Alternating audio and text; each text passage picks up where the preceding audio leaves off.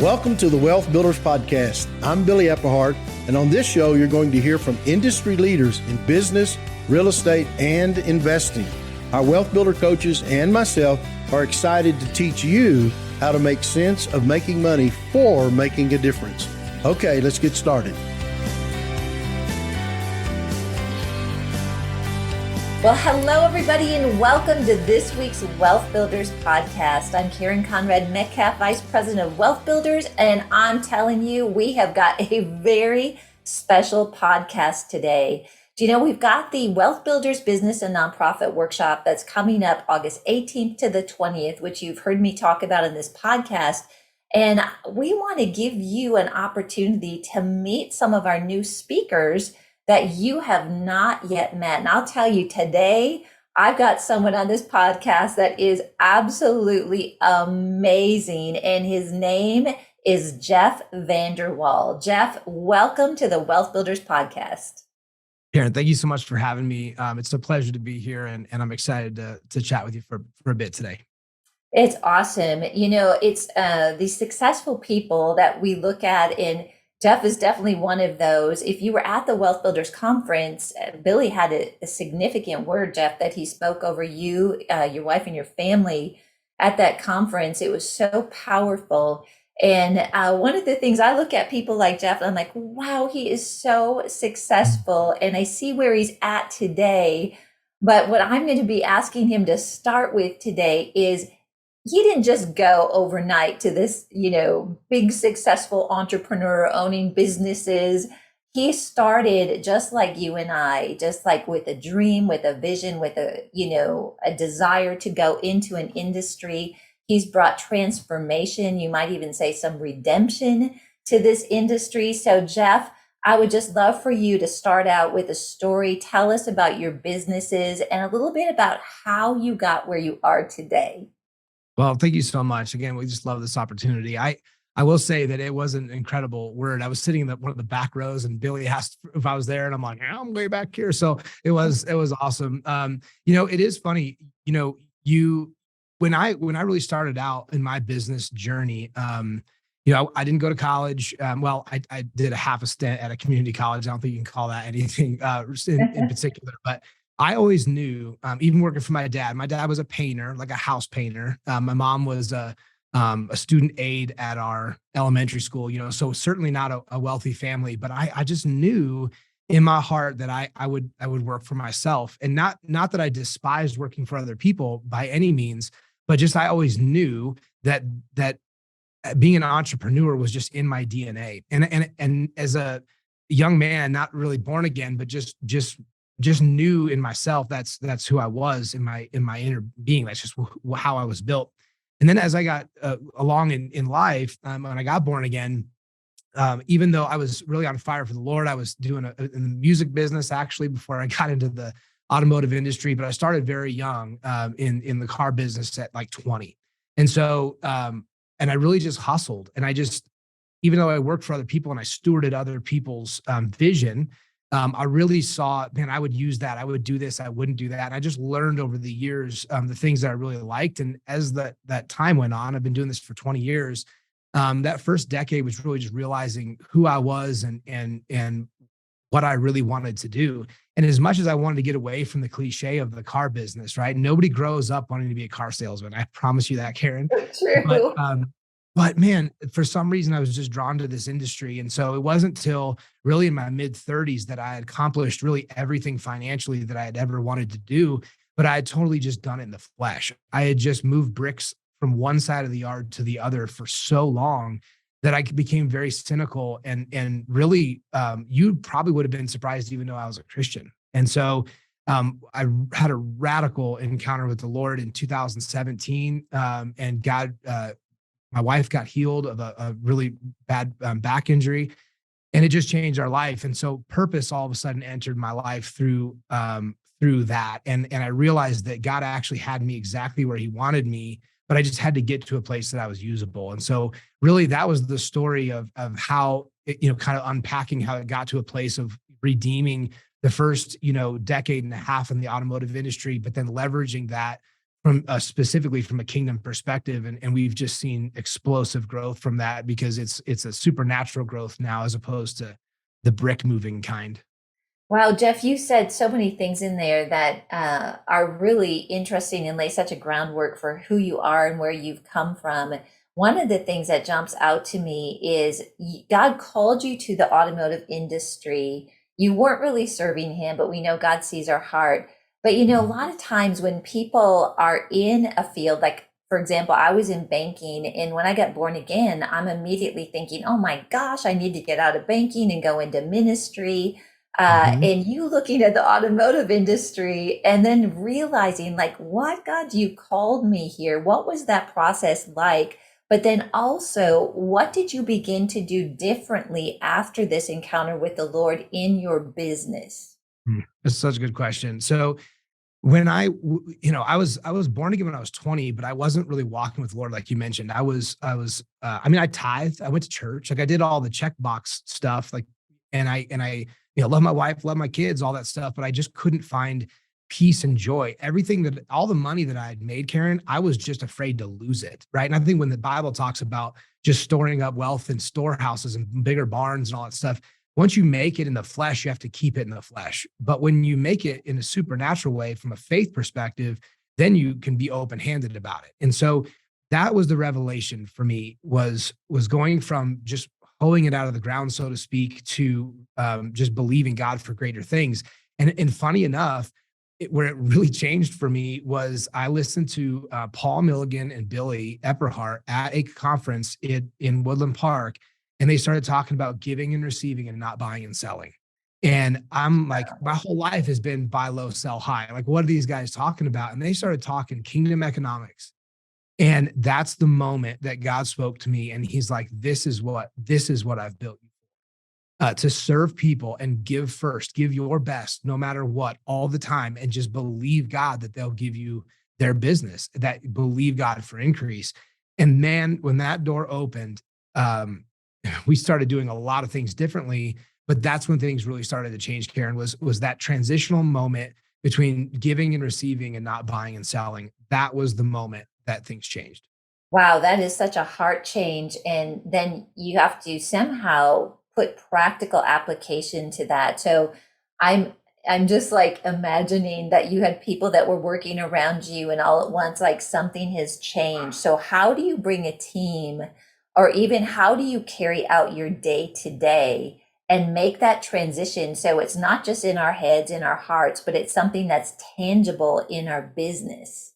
Man, yeah, so it takes faith. And what I love about faith is I always say that the faith is the commerce of the kingdom of heaven. So like money is our commerce here, but faith is how things move in the kingdom. And was looking down the barrel of this. I've already had the change in my heart. I've already set my mind to it, but I have all these people inside the organization that I've brought to this point, and I knew that it was going to create some major waves. And so, number one, I found people around me that weren't inside of my business that could gain nothing from me, that were not even just mentors, but friends that were like encouraging me and holding me not even accountable, like you need to do this, but just believing in the word that God had given me. So it's super important, first and foremost, to not just your spouse, but having a person or two that can encourage you to move forward in faith. And faith sometimes, Karen, looks so practical, like the most practical thing I can tell you is I had to let some people go because I knew that I'd expressed what was happening and they were like, uh-oh, this isn't going to work. And they were not going to go along with the vision. And so they had to go. And these were key people. And so I really quickly found myself in a place where I'm like, if God doesn't show up, this is all over. And, Wow. and so those moments are not for the faint of heart, but it gives God the room and the opportunity to do such amazing things. And so it is not for the faint of heart to make those decisions, but I promise you that when you start believing for him and believing on him, that like if I don't have the right people, God, you will bring the right people, and he will. And that was the hardest thing, Karen, was just to go in and say, if you're not for me, then you've got to go. And that was a pretty bold move, but that's what needed to happen. Wow, that is really powerful. And I'm thinking too, in the midst of that, you really had to get off your reliance of your bank account, you might say, or how much you had in that storehouse and shift onto reliance on God? How difficult was that as you were making these decisions and bold moves? Well, easier than you think, because for me, I was completely enslaved to the spirit of mammon before I got set free. And so when I really had that breakthrough moment and I got really turned on to the Lord, that was broken off of me. And maybe at a later date, I can tell you guys the story of how I was operating, and just that treadmill, or that hamster wheel that I was on of mammon.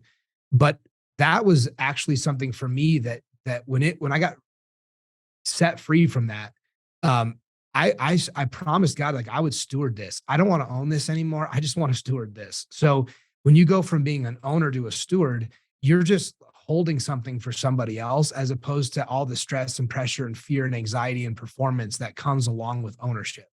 So stewardship is a place of honor, and it's a place of respect. And so when I started operating as a steward, I'm like, regardless what's in my bank account, it's his problem. It's not my problem. And so I have to say this, though, with like an asterisk, is like, if you're not ready to go out on your own, don't don't just go blazing out there with nothing, but steward for a season and believe God. And when it's time to go, go.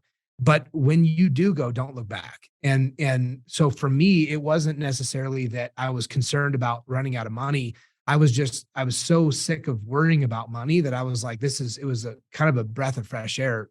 Really. I mean, that's Kind of a relief, right? Like, whew, totally. pressure's I off. don't have to worry about that anymore. Yeah, exactly. Because that's so many sleepless nights worrying about money, literally. Even though I had a lot of it, I still worried about keeping it, which is so foolish. But you don't know Amazing. what you don't know, you know? Wow, Jeff, that is so awesome to hear. I think it gives us hope that are listening, like, wow, it's really possible, because we hear about it, but talking to you and you being in that and explaining that process, and you made the jump pretty quickly. I think there's probably a lot of entrepreneurs here in the Wealth Builders family that are like, hey, if he can do it, I can do it. And Mhm. I think it can sneak up on you too. I mean, even though we're serving the Lord, we love the Lord, really getting free from reliance on money, where that anxiety and worry is, you know, it can be a problem for us. I've had sleepless nights with that, and I wake up in the morning and think, what in the world was I thinking? But in the middle of the night, you don't always have this logic, Mhm. right? So what are Totally. some, yeah, so I'm just thinking, maybe you are just completely free, but do you ever have temptations to start to get back into that? And if you do, or maybe you could give some advice to some of us that are still in that process of having anxiety over money, what would you suggest? Yeah, absolutely. So when you get set free from mammon, it's just like anything else. I mean, you have to own that and take that. You have to stay in faith on that. It's not, because if your natural bent is towards, like I always say, if your switch is flipped on, not off, if you're a hustler, if you like to get after it, like, there's always going to be this place that you have to stay in check. And that's why the Bible talks about laboring to enter his rest. I have to labor to enter that still. I still have to say, listen, I've been set free from this and I'm not listening. So there's still even a stewardship of that revelation, just like everything else, whether that's healing or anything else. I will say that, when we talk about somebody stewarding a season, like, let's say you're working a job and your heart is to be an entrepreneur, God's going to use your steadfastness in your job right now to be able to set you up for your next season. The world operates in addition and subtraction, but in the kingdom, it operates in multiplication. And so when we don't see it yet, and we're just operating in, I'm just adding to my, I'm saving money, I'm adding to this, I'm adding to this, I'm adding. That's when you start operating in faith, it goes from addition to multiplication, and that's just from a faith standpoint. And so there's still an absolute, and I hope I'm making sense on this, there's a Right. tangible reality to working your job with the dream of being an entrepreneur, and making that transition. Praise God for that. God's got a seed, he's put it in your heart. You need to water and cultivate that and continue to steward where you're at right now, because how you leave your current situation is how you're going to enter your next situation. And so if your heart is to grow your business, God will take what you have and he will increase it exponentially. But there is a practical aspect of just stewarding what you have and getting up and hustling. Work is a biblical thing. Hustling is a biblical thing. That's all really good. And then all of a sudden you look up one day and you're like, man, God has really multiplied this. And really, I think that's where most of us find ourselves is not at a place where we've arrived, but we're thankful that we've left. Wow, that is so great, Jeff. Thank you so much for that insight. And just to remind all of you that Jeff is one of our speakers at the upcoming business and nonprofit workshop. And you can tell by this conversation, wow, we're going to be totally blessed by what he brings to the table and what he's going to be sharing with us. And if you are not yet registered, please take a moment to register.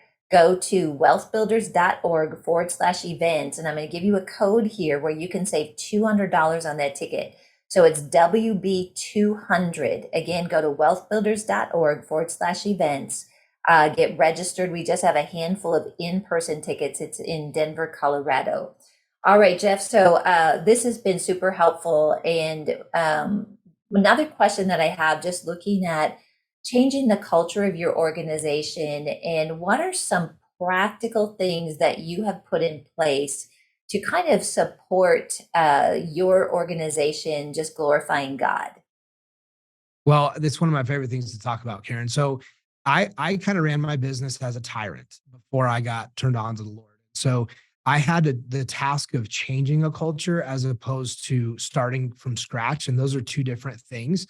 The culture from my previous way that we did things was fear and anxiety and people. And I had to be humble and apologize. And then I had to actually make real change. And I can tell you this: culture starts from the top and moves its way down. And so when you are trying to set a culture of a faith culture, kingdom culture, you have to be bold to be able to say, like, listen, you don't have to believe what I believe as a Christian, but you have to respect it, because I'm going to make decisions based upon my convictions as a Christian. And that's a problem. You're going to probably struggle working here. And you just need to be honest about that up front. That was super helpful, Karen, in really establishing the culture. And then you have to actually do what you are saying, right? You can't preach one thing and be another. And so that takes, just being on point. Culture is your brand. So how you start your culture inside of your organization, even if it's 3 people, you can start to build a culture of a kingdom mindset, or by giving and receiving, or serving people. And it starts internally with your people, and then they express that outwardly.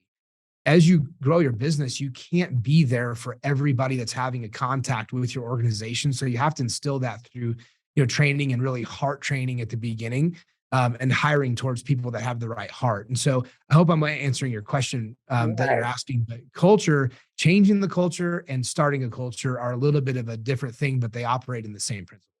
That is so good. One of the things that Paul Milligan says is that culture trumps vision every time.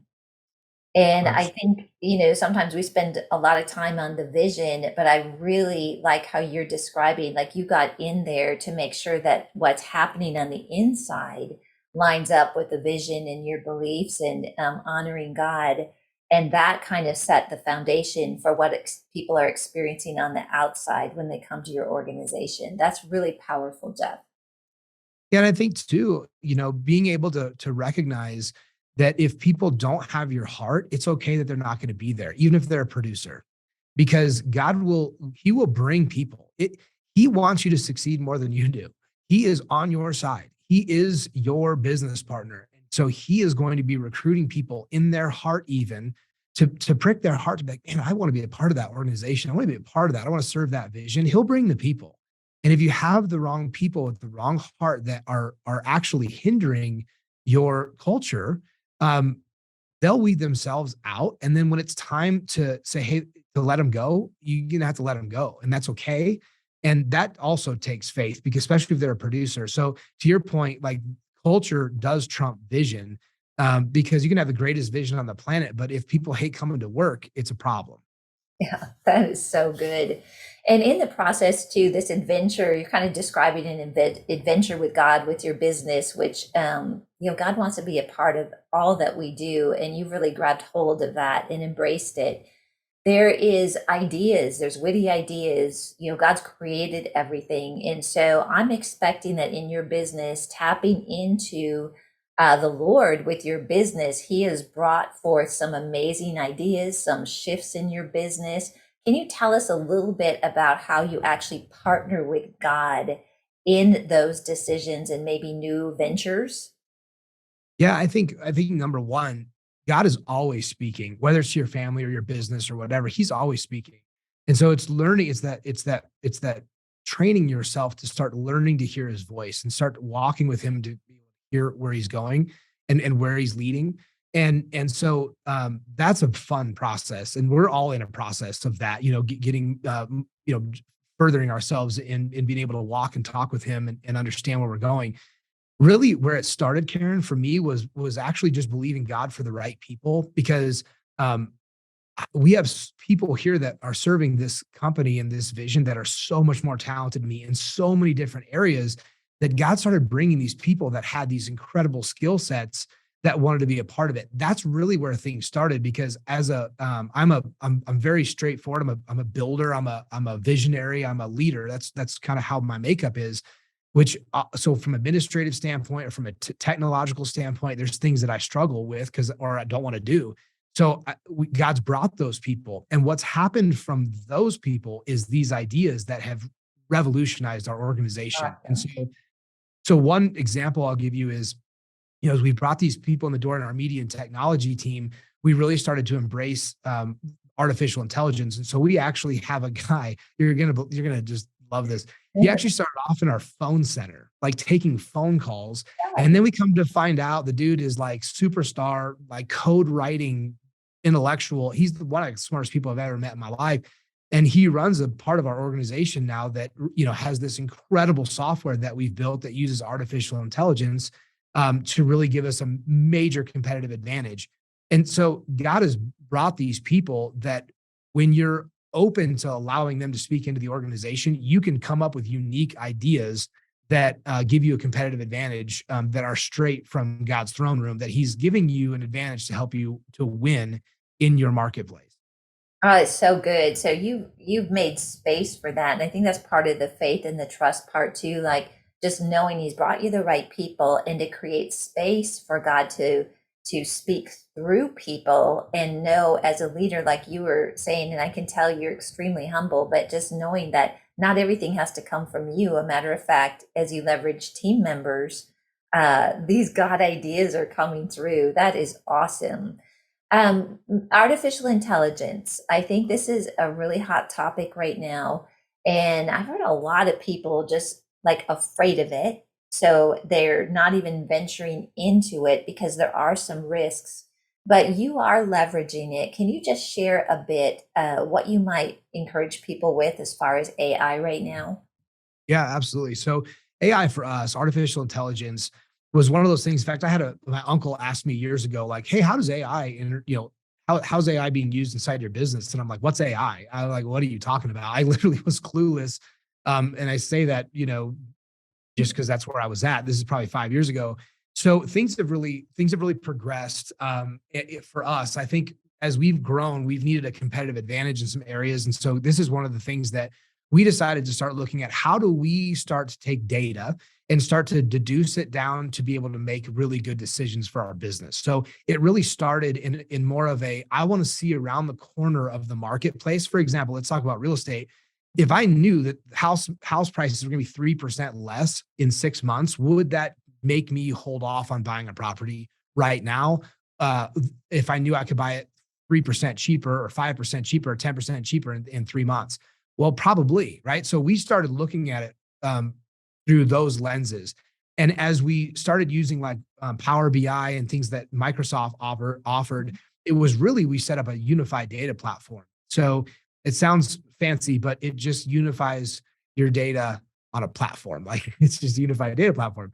So we started putting all of our data in there, and then AI was like a data mining system. So I hope I'm not getting in the weeds too far, but it would extrapolate all of our information, and then it would deduce answers for us that we needed to be able to make key business decisions. Yeah. We've stayed out of the weeds of like, this is the devil and it's going to take over the world. And I get that there's fear about it, because if you look down the black hole of AI, it can be used for good or it can be used for evil. Aaron Wood, who runs media and technology for me, he always says, Jeff, this can be used for good or this can be used for evil. And we have just decided that we're going to just go ahead and redeem that too. It can be a really, really, really good thing if your heart is pure towards it and you're going to use it for great things. So we've just committed to using it for an advantage for us from a kingdom standpoint. And I haven't really looked at it much further than that. I check our heart. Are we in a place where we're using this to further our organization and grow our influence? And if the answer is yes, then we're doing it. So that's really how we've put our brackets around how we've responded to kind of the fear around AI.